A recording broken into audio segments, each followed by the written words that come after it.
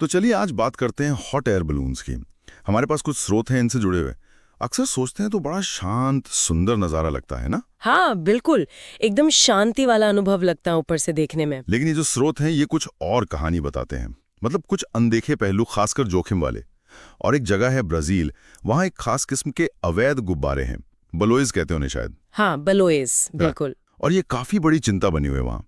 तो आज इन्हीं स्रोतों से समझने की कोशिश करते हैं कि हॉट एयर बलून, चाहे वो कानूनी हो या ये बलोइज, खतरनाक क्यों हो सकते हैं। हाँ, ये जानना जरूरी है।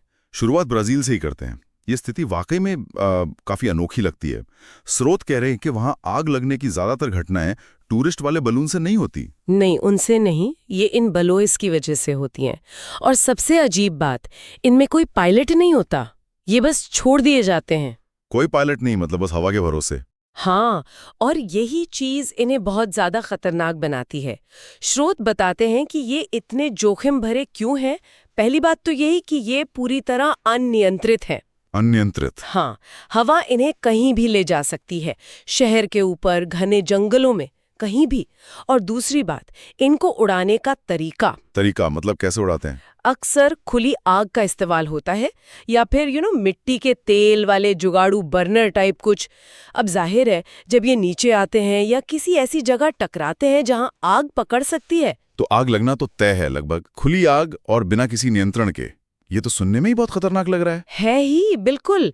और तो और ये बनते भी अक्सर कागज या प्लास्टिक जैसी चीजों से हैं, जो फौरन आग पकड़ लेती हैं। ओह। और कुछ में तो पटाखे या बैनर वगैरह भी बांध देते हैं लोग, उससे खतरा और बढ़ जाता है। इसी वजह से ब्राजील में इन्हें छोड़ना गैर कानूनी है, खासकर सूखे मौसम में तो बहुत ही ज्यादा सख्ती है। और इन स्रोतों में कुछ असल घटनाओं का भी जिक्र है, मतलब कहाँ-कहाँ ये गिरे हैं, बड़े शहरों में भी। हाँ हाँ बिल्कुल, Sao Paulo, Rio de Janeiro जैसे शहरों का जिक्र है। बताया गया है कि ये बलूएस लोगों की छतों पर गिरे हैं, बिजली की तारों पर उलझ गए हैं। बिजली की तारों पर? बाप रे। हाँ, जंगलों में गिरे हैं, और यहाँ तक कि हवाई अड्डों के पास भी। और इनके गिरने से हुआ क्या है? जंगलों में आग लगी है, लोगों की प्रॉपर्टी को नुकसान हुआ है। और हवाई अड्डे के पास गिरने से तो फ्लाइट्स पर भी असर पड़ा होगा। बिल्कुल, हवाई यातायात में रुकावट आई है। एक घटना तो ऐसी है जिसमें एक बलूएस तेल रिफाइनरी के बहुत पास जाकर गिरा था। तेल रिफाइनरी? हाँ, सोचिए अगर वहां आग लग जाती, कितना बड़ा हादसा हो सकता था। ये तो वाकई चौंकाने वाली बात है। हम तो हॉट एयर बलून को बस एक शांत सुंदर अनुभव से जोड़ते हैं, पर क्या इसका मतलब ये है कि जो कानूनी वाले पायलट के साथ वाले बलून हैं वो एकदम सुरक्षित होते हैं?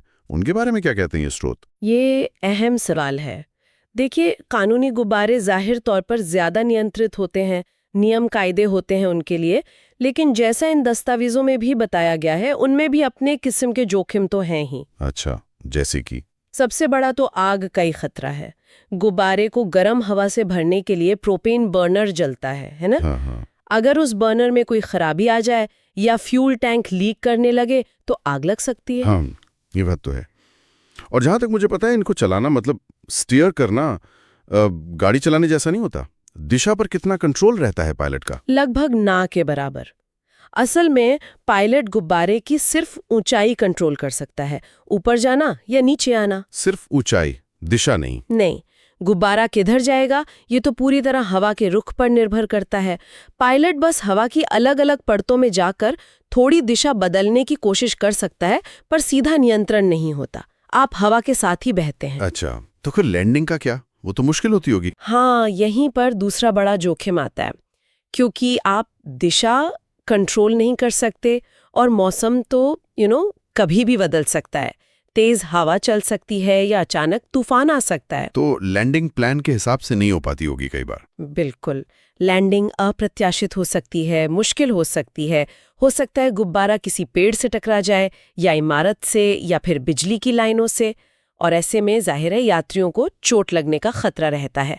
मौसम पर निर्भरता बहुत ज्यादा है इसमें। सेगा, मौसम का तो कोई भरोसा नहीं। अच्छा, और मौसम के अलावा क्या बलून के अपने पार्ट से भी खतरा हो सकता है? जैसे आपने बर्नर का बताया, या वो जो कपड़ा होता है बड़ा सा, लिफाफा कहते हैं शायद। हाँ, लिफाफा, एनवेलप, बिल्कुल।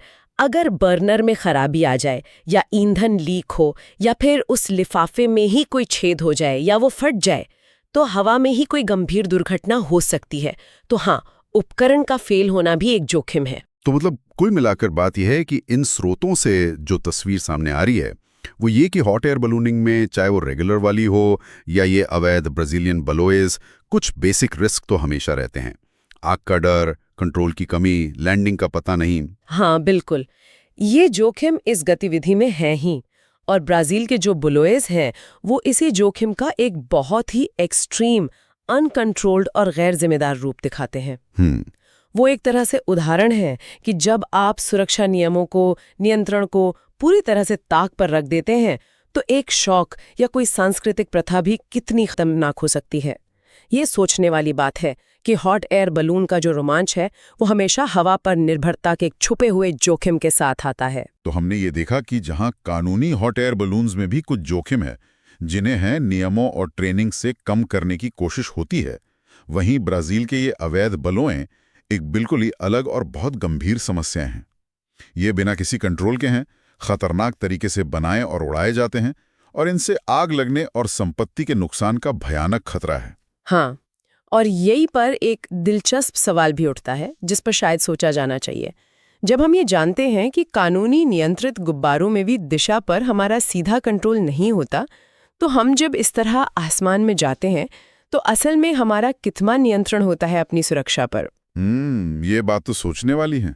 और ब्राजील का ये जो खास उदाहरण है बलुए का, ये हमें क्या सिखाता है कि समाज किसी गतिविधि से जुड़े जोखिमों को कैसे मैनेज करता है या नहीं कर पाता है, खासकर जब वो किसी सांस्कृतिक चलन या पुरानी प्रथा से जुड़ा हो। इस पर विचार किया जा सकता है।